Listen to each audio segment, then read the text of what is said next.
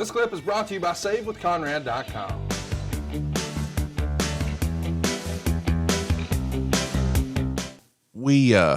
You and I got together this past weekend. You were our very special surprise guest at Jimmy's Famous Seafood. It was the very first live podcast for my world with Jeff Jarrett. Yeah. We're at the world famous Jimmy's Famous Seafood. Of course, you didn't miss up a chance to get some crab cakes, and you were a very special surprise guest. And I want to thank you for that. But did we have perhaps the most depraved story in the history of professional wrestling live shows?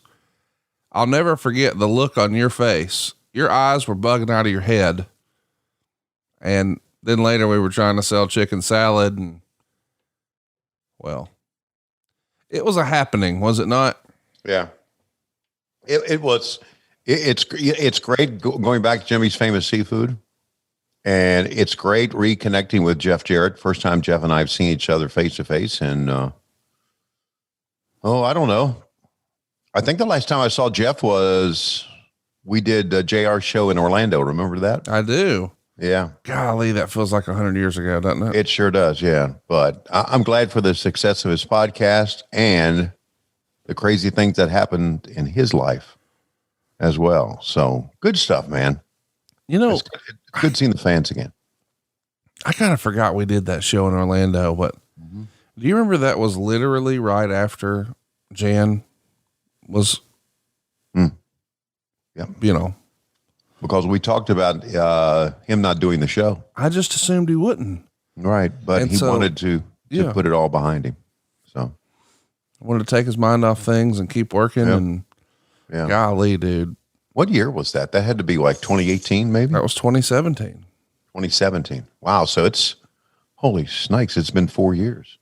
I mean, but it feels like a lot longer than that. It does. No, it does. It feels like, I mean, with the pandemic, things have like changed, and time is just like before the pandemic seems like a million years ago. But it's good. It's good that we're getting out.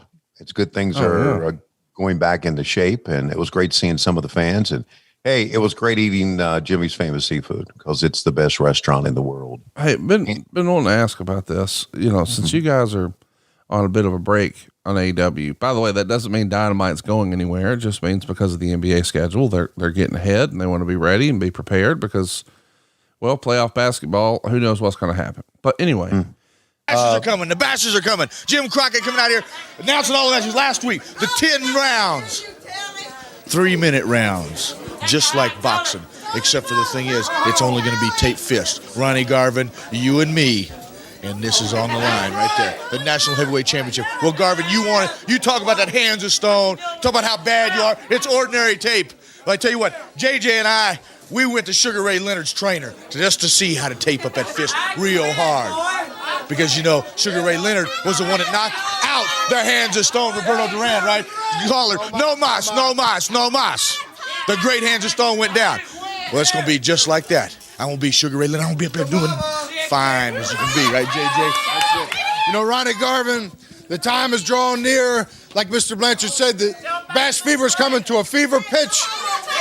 The trouble with having to wait is the anxiety building up inside of you. It's like watching for a kettle of water to boil. You sit there and watch it, it's never going to boil. Well, you sit and watch us. You watch the tape. You watch the time's going to come around, and all of a sudden, it's going to be history, and you're going to be history. Be just like Norfolk, JJ. I quit. Fans, we're coming right back. Don't go away. So let's mention where we are, by the way.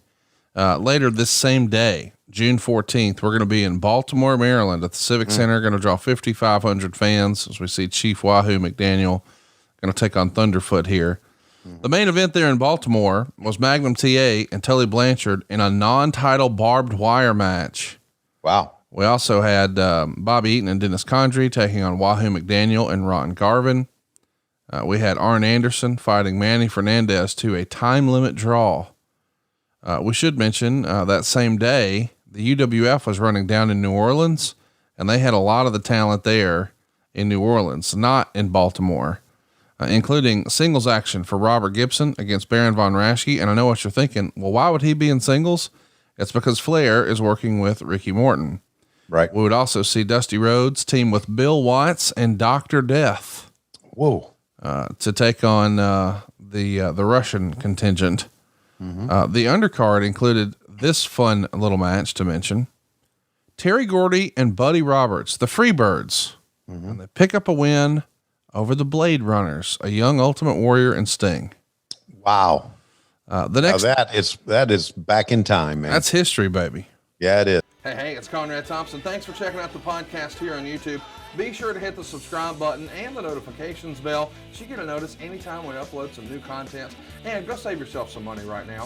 If you're in a 30-year loan or you have credit card debt, it's not a matter of if I can save you money. It's a matter of how much. Find out right now for free at SaveWithConrad.com.